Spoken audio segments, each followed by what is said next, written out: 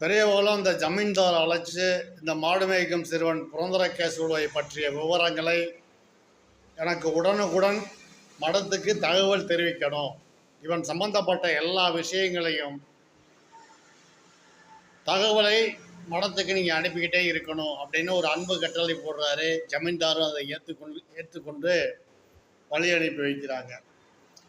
ஒரு இடத்துல மகா பெரியவர் காஞ்சிபுரத்தில் இருக்கிறாரு.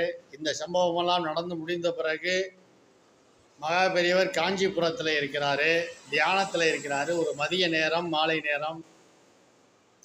திடீரென்று தியானத்திலிருந்து எழுந்து மடத்தில் அங்கே இருக்கிற குளத்தில் போய் குளிக்கிறாரு. குளிச்சுட்டு சில பூஜைகளை செய்கிறாரு. திரும்பி வந்து தியானத்தில் அமர்றாரு. 1 மணி நேரத்துக்கு பிறகு மீண்டும் சென்று குளிக்கிறாரு. குளத்தில் தலைமொழிகி குளித்து விட்டு ஒரு பூஜைகளை செய்துவிட்டு வருகிறாரு. இதுபோல் தொடர்ந்து 6 முறை குளத்தில் குளிக்கிறது, வந்து தியானத்தில் இருக்கிறது. இரவு வரை இது நடந்து கொண்டிருக்கிறது.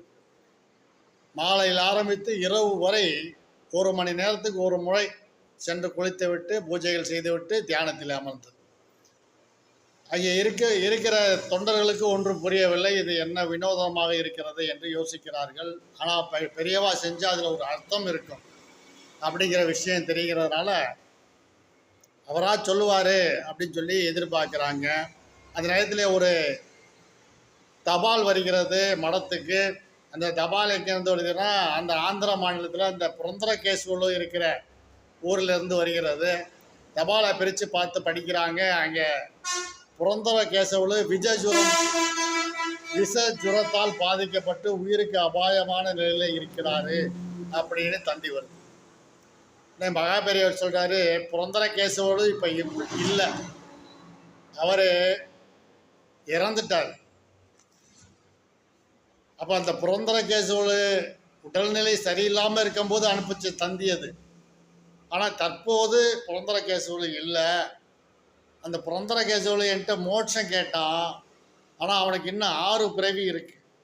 அந்த 6 பிறவிக்கும் செய்ய வேண்டிய கடன்களை நான் இப்போது செய்து முடித்து விட்டேன். அவன் இந்த 6 பிறவிகளிலும் சுகமாக வாழ்ந்து நல்லபடியாக மோட்சத்துக்கு சென்று அடைவான் அப்படின்னு சொல்லி அவர் செய்ததற்கான விளக்கத்தை அணைக்க தொண்டர்களிடம் சொல்லுகிறார்.